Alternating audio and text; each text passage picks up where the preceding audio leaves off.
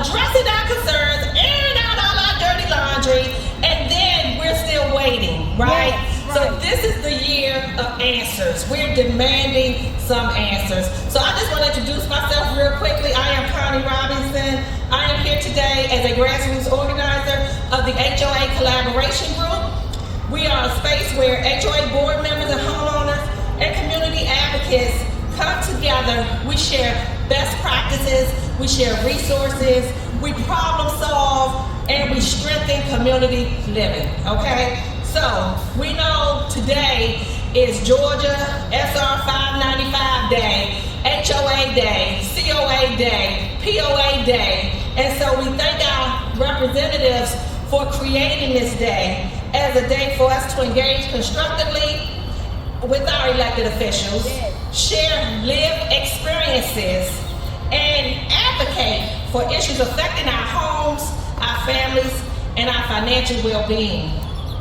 More than 2.3 million Georgians reside in neighborhoods and developments governed by HOAs, COAs, and POAs. We are not just documents or dues. We are homeowners, we are families, seniors, children, and neighborhoods. HOAs, POAs, COAs are an integral part of community life throughout this state. Georgia is the fourth largest state has the fourth largest HOA development communities.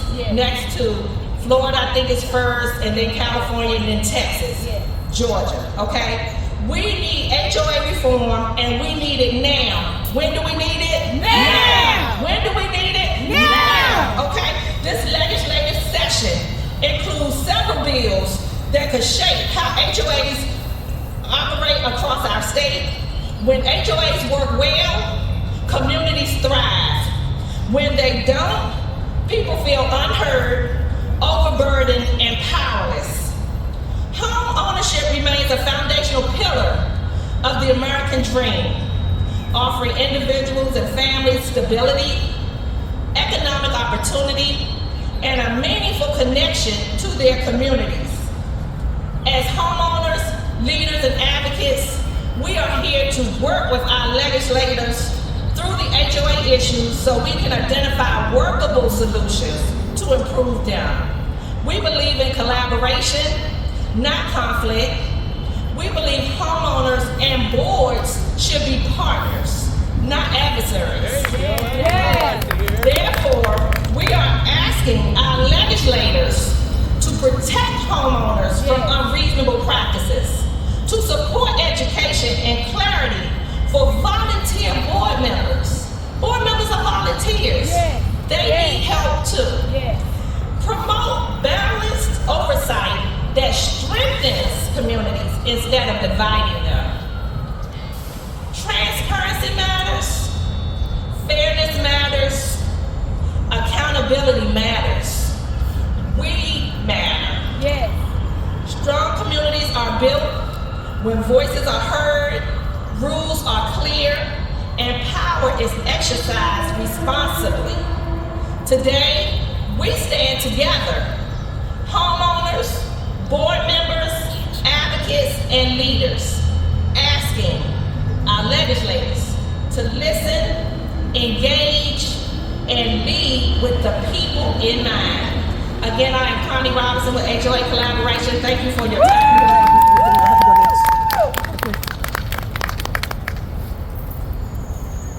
Thank you, Ms. Connie. All right, next up we have Danielle Reyes. Many of you have seen her covered by Atlanta News First. I call her Miss Mulch. You can call her Miss Reyes. Step on up. Give her a warm welcome.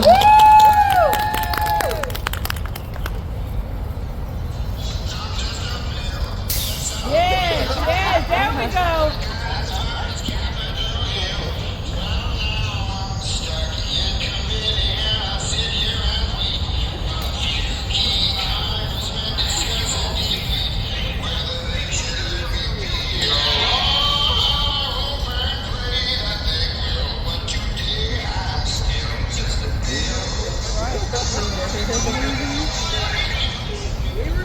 Yes, every morning. Yes. watching it. I'm just a bill. Some of you may know that from Schoolhouse Rock. Yes. Wake up and rise up, homeowners. Yes, Wake yes, up yes. and rise up, homeowners. We say that here, don't we? Rise up, Atlanta. Yes. Wake up and rise up, homeowners. My name is Danielle Reyes, and I'm here today to advocate for more oversight and protections. Now is the time to take action and protect your property rights by advocating for meaningful HOA, POA, and COA oversight. I'm here today as an advocate for SB 406, known as the Georgia Property Owners Bill of Rights Act. This bill can become law, but it must go through the legislative process and be passed by both the House and the Senate. This is your opportunity to reach out to your elected officials and demand that they follow through on legislation designed to protect homeowners.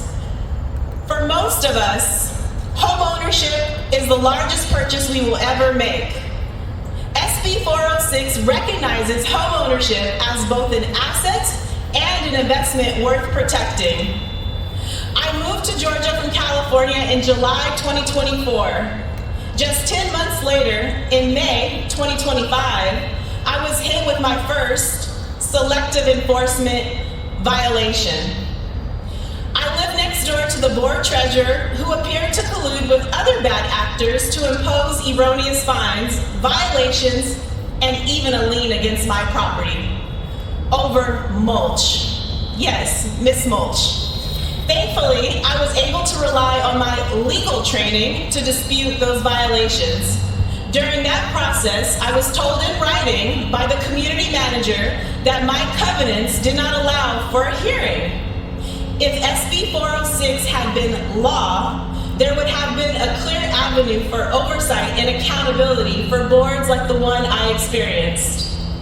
My story was featured on Atlanta News First, with in-depth reporting by Ms. Anastasia Olmos, who is helping expose these issues and shine a light on bad actors.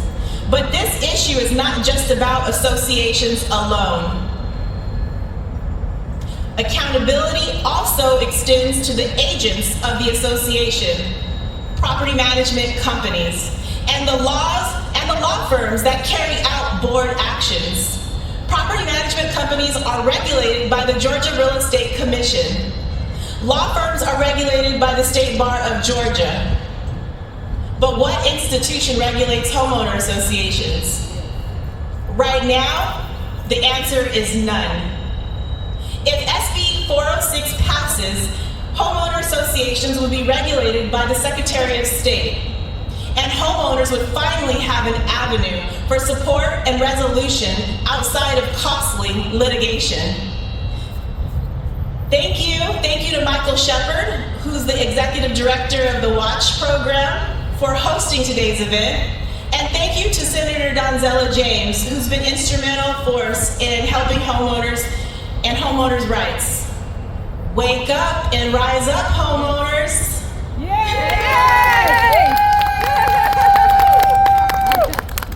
Yay!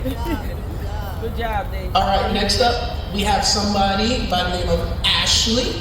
Ashley is a true warrior, and she is in law school right now at GSU, and she is working towards becoming the type of lawyer that we need in our society, not the type that ruin our lives unnecessarily, who are evil, who use their knowledge for, malfeasance. So please welcome Miss Ashley. Thank you.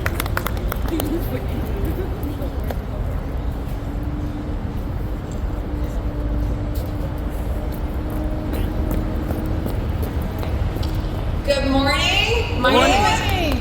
Oh, I love that. I can give you guys a chance to respond. Good morning. Good morning. Thank you. My name is Ashley Gray, and I am a law student, and I am the coolest Gen Z board member of my HOA and Buckhead. But I almost wasn't here today. Back in August, my HOA board wrongfully removed me from the board. Why? because I asked a simple question. I asked why my HOA, with 2 gym bathrooms, was ordering enough cleaning supplies to supply the Mercedes-Benz Stadium for an entire season. I sent emails to the board, my fellow board members ignored. I asked them to their faces. They told me, let's move forward. When I wouldn't shut up, they sent me a cease and desist threatening to sue me for defamation. But there was one big problem with their plan. To sue for defamation, you have to prove that I told a lie. But no lies were told. So they changed their story. They claimed I falsely accused them of embezzlement. God forbid a girl tell her HOA board that she's seeing signs of embezzlement. Their high-priced HOA attorney, Stephen Winter, at Winter Capriola Zinner, not even worth pronouncing correctly, he said a lawsuit would ruin my character and fitness for the bar exam. He thought I would fold. I said, I'm ready for trial. Well, let me tell you how that worked out for them. Their intimidation failed. Their threats failed. Because guess who's back on our HOA board? Turns out paying HOA attorney, Stephen Winter, $15,000 of homeowner funds doesn't override the bylaws. People ask why I'm here today. I didn't go to law school to hide the truth. I went to law school to learn how to protect it from the people who do. The lobbyists inside that building, the CAI, they want legislators to believe that the only people who support these bills are the angry homeowners. That's a quote from Julie Howard herself, calling us angry homeowners. Well, I have a message for the CAI lobbyists. You're damn right we're angry. Yeah, we are. We're angry because you're stealing our equity. We're angry because you're foreclosing on our grandmothers over weeds.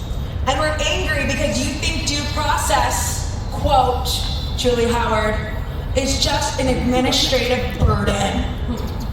Poor thing. But I know the truth. I know what they say behind closed doors. They said, quote, Julie Howard, lawmakers don't need to know precisely what these bills say. That was caught on video, Julie Howard. I guess she thinks our lawmakers are dumb. How cute. But why, Julie? Why?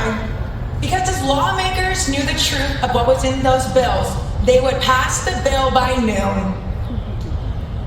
They want to win by buying lunch, as Julie Howard told the CAI in her video. Oh, take them out to lunch. Take Senator Brass out to lunch. They think a Caesar salad buys a vote, but we are here to tell them, not today.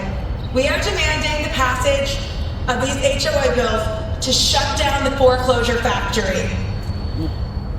The lobbyists are terrified of Senator Brass's bill. It protects your right to fly the American flag. I don't know why, it's a problem. Protects your right to put up political signs. I don't know what the problem with that is. It protects your right to put up religious and holiday decorations. The Senate Bill 406 passed, as my favorite poet wrote, we could leave the Christmas lights up till January. This is our place, we make the rules. These are our homes that we bought. The threshold of SB 406 raises the foreclosure limit to $4,000, and that tab has to be real dues, real assessments, not fines. No more foreclosing over weeds, or, as Danielle said earlier, mulch. No more rigged games. Under SB 406, board members and their families are banned by law from bidding on your foreclosed home. No more insiders feasting on your misfortune. But most importantly, the kill switch. SB 406 demands registration. If an HOA refuses to register with the Secretary of State, they will lose their legal right to collect a dime. No assessments, no fines, no foreclosures. It's a simple rule. You don't follow the law, you don't get paid. In Senate Bill 406, it creates a state board to investigate complaints. If the barber who cuts your hair requires state oversight, why is your HOA able to foreclose on your house with no state oversight? Yep. SB 406 closes this loophole. Now, number 2, Senate Bill 107. The lobbyists are whining about a $25 fee to fund a state ombudsman. Let's get real. They will sell your house on the courthouse steps for $3.24. Yep. That's the cost of a McChicken.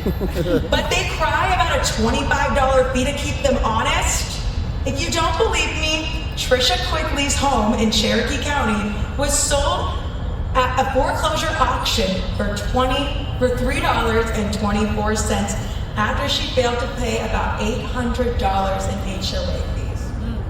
The cost of a McChicken. SB 107, this really connects to me, is that it will create an oversight committee for elections. So no more rigged elections. The rule says that if 6 owners or 15% petition the state, the ombuds will send a monitor to not just watch the election, but conduct the election. Woo! Yep. Yes. My friends, the people fighting these bills are not your neighbors. They are a trade association of vendors who view your home equity as their retirement fund. They are walking the halls right now telling your senator, I'm a resource, as Julie Howard says. They are not a resource. They are the parasite. They have the money, they have the lunches, they have the connections. But we have something they don't. We have the votes. Because we have community. So when you go inside that building, you look your representative in the eye and you tell them, we are the voters. They, the CAI, and its attorneys, its vendors, they are the association's vendors. They are not the voters. Pass the bills, save our homes. The free cash cow is over. The Community Association Institute lobby lawyer to the Community Association lobby. I can't even say it right because okay, the CAI. Your cash cow is over. Thank you so much. Keep fighting the good fight. Thank you, Ashley. We got one more speaker coming up, but I just want to interject in this and let you guys know that SB 406 that Ashley was talking about is setting up to be one of the strongest pieces of legislation in the nation. Who would have thought Georgia would have been the first? I remember testifying in front of Senator Brass when he asked me, Michael, does any other state have these laws? And I remember looking at him and saying, no, but it doesn't mean that Georgia cannot be the first.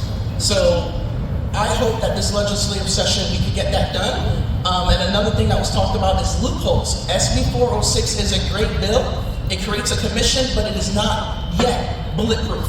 After I looked through that whole bill about 3 or 4 times, I do see some concerns with it. I think they need to address elections. They need to come up with a standard with how elections are conducted. I've seen several HOA boards take a paper ballot, go in a back room and says, oh, the property management company has to count this and it can't be audited. That is completely unacceptable. And the other thing that they need to address is payment allocation fraud. In SB 406, you're not to lose your home for fines. There is a loophole though, and every legislator is aware of this because I told them. There's something called payment allocation fraud. When you pay your assessments, that money is meant to go into the assessment fund. What's happening is you have HOAs taking your assessment money and reallocating it to arbitrary fines. That should be illegal. That is completely fraudulent. And then the other thing that I'll mention, since Ashley brought it up with the lobbyists, and this could really set things off. If we get a commission, which is very likely, we need to make sure that that commission is made up of people that are impartial And we need to make sure that the legislators understand that if you sit on this commission, you should not be affiliated with an HOA law firm, a property management firm. I sit on an HOA board, and I even think that to be on that commission, you should not have an active membership on an HOA board, just so you maintain that impartiality. So that's what we need for the adjustments with SB 406. Without further ado, I'm going to have Caroline say a few words, finish this out, and then we'll be heading over to the Capitol in room 125. Give a warm welcome. Good morning. Good morning. I want to be an example to my community. Too many times we don't show up. We want other people to handle things for us. I am here as a representative of Waldrop Park Condominium Association in Decatur. There are 228 units in that community. I am the only one here. There are probably 11,000 HOAs in the state of Georgia. We are the only ones here. We need to be out talking to other folks. They need to understand that this does not affect just a few people. It affects everyone in the state of Georgia. Currently, over the weekend, 2 weekends ago, we had an annual meeting. The annual meeting was not noticed properly. However, our board president decided that it wasn't a meeting of the members, that it was for him to pat himself on the back for all of the things that he had done and everything that was going to be happening. Your annual meeting is a meeting of the members for the members to discuss the budget. Our budget this year is $392,000 in the red. What kind of budget is in the red? One that we have not received financials for in the past 370 days as of today. I first asked for financials on February the 5th, 2025, 370 days ago. We have not received them. Where do I go? I can only go to the board at this point. Our boards are both police, fining us. They are the judges when we ask for a hearing. And they are also the executioner when they foreclose on our homes. Not because we've not paid our association dues, but because they don't like us and they want to get rid of us. I've been told if you don't like it, just leave. I'm not leaving. I will fight you tooth and nail until we get what we need as a community. And I don't mean just Waldrop Park. My community is the United States of America. Yes. Everybody who lives in an HOA, everyone who does not live in an HOA is affected by what goes on in an HOA. Our communities need laws, not for those who are doing right, because there are HOAs out here that run perfectly fine. They're not who these laws are being written for. They are being written for those bad actors. The bad actors, as have been stated before, are being backed by vendors who will send you cease and desist letters.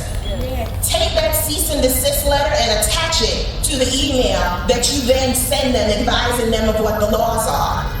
I have been told that that's not what the law says when the law is clearly written on the screen. If you can't read, just say you can't read. All right. Know what your bylaws are. A lot of people, they're not educated, including the board members. I have a board member right now who asks me, well, can you send me that? Sir, you on the board. Why do you not know what's in the bylaws? Why do you not know what's in the declaration? There is a bill in order for board members to have education, but homeowners need to be educated as well. Where do we go as homeowners when we want to fight the HOA? Yeah. Well, there are no attorneys to do that. I'm waiting on you, Ashley. I'll be right behind you. All right, I'll be right behind you. But where do homeowners go? We had an attorney, but homeowners get discouraged, and especially when you have a finite amount of money. We have a lawsuit against our board because they installed water meters to the tune of $1,610 per unit, and there are 228 units. That is $367,080. Only 55 meters out of 228 had an issue. So why do the other 173 need to suffer? Right. That becomes a problem. when we asked our board, well, we needed an infrastructure replacement. No, what we needed to do was pay our $668,000 water bill to DeKalb County. What we did not need our board to do is pull up bushes. What we need is accountability. Where is our money going? Why won't you provide us with our financials? Until all of this is written into law, the bad actors are going to continue to be bad actors.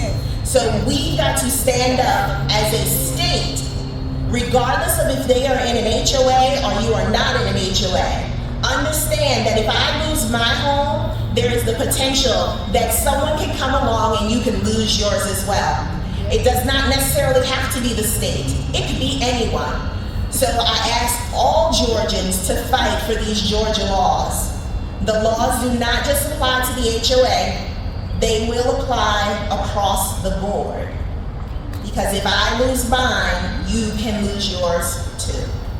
When you go inside, make sure that you let the legislators know they have children, cousins, aunts, uncles, grandparents, friends, co-workers who live in these disruptive HOAs, and they too could lose their homes without them putting these bills in place. Have a wonderful day. Thank you. Yes, yes, yes.